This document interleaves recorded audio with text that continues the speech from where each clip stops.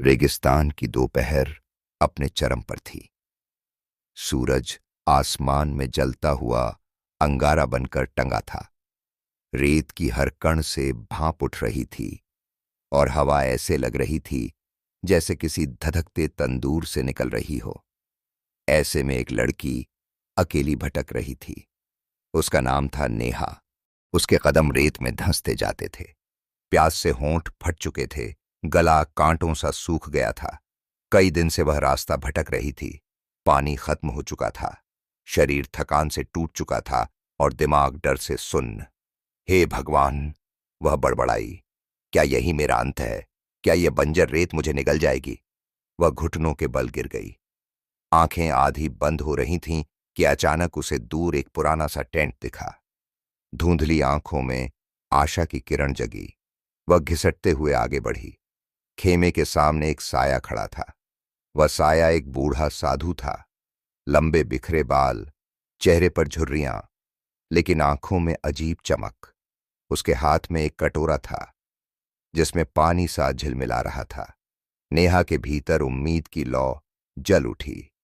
उसने कांपती आवाज में कहा, पानी, मुझे पानी दो। साधु धीरे धीरे उसके पास आया, घुटनों के बल झुककर उसकी आंखों में झांका और बोला, पानी हर किसी को नहीं मिलता लड़की। पानी की कीमत चुकानी पड़ती है। नेहा लगभग बेहोश सी बोली, मैं कीमत दूंगी, कुछ भी, बस मुझे जीने दो। साधु के होठों पर रहस्यमयी मुस्कान आई। उसने कटोरा उसके होठों तक लाया, लेकिन रोक लिया। कुछ भी?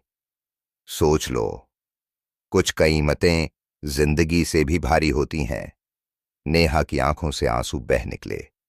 उसने आंखें बंद कर कहा, हां, जो भी चाहो ले लो। साधु ने कटोरा उसके होठों से लगाया। कुछ बूंदें गले से उतरते ही नेहा ने महसूस किया जैसे जीवन फिर से लौट आया हो। मगर अगले ही पल वह सिहर उठी। कटोरे में पानी नहीं, खून था। वह कांप गई। यह यह क्या है? साधु ठहाका मारकर बोला, यही सच है। खून के बिना जीवन नहीं। अब तुम्हारा शरीर और आत्मा दोनों मेरे हैं। नेहा पीछे हटना चाहती थी, मगर रेत में धंस गई। डर और अजीब आकर्षण ने उसे जकड़ लिया। शरीर कांप रहा था, लेकिन दिल की धड़कन किसी अजीब नशे में तेज हो रही थी। साधु पास आया। उसकी आवाज गहरी और धीमी थी, डरो मत। तुम्हारी प्यास सिर्फ पानी से नहीं बुझेगी। मेरे स्पर्श में वह शक्ति है जो तुम्हें जिंदा रखेगी और हमेशा मेरी कैदी बना देगी। नेहा का दिल चिल्लाया, भाग जाओ, लेकिन उसका शरीर जैसे पत्थर का हो गया। वह हिल न सकी। साधु ने उसका चेहरा छुआ। उस स्पर्श में अजीब सा नशा था। नेहा ने आंखें बंद कर लीं। उसे पता था यह गलत है, मगर वह अपनी जिंदगी की सबसे बड़ी दुविधा में थी। उसे अपना गांव याद आया, खेतों के बीच खेलते पल, नदी किनारे बैठना और एक चेहरा, आर्यन का, बचपन से साथ रहा साथी, मौन प्रेम, अनकहे जज्बात। मगर किस्मत ने उसे इस रेगिस्तान में लापटका। आर्यन, उसने मन ही मन पुकारा, काश तुम यहां होते। पर एक और ख्याल आया, अगर आर्यन उसे इस हालत में देखता तो क्या स्वीकार करता?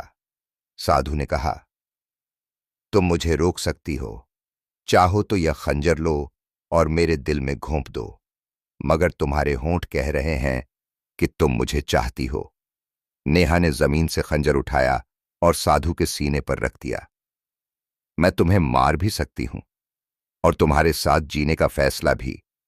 साधु ने सीना आगे कर दिया। धार उसकी त्वचा में चुभी और खून की बूंद निकली।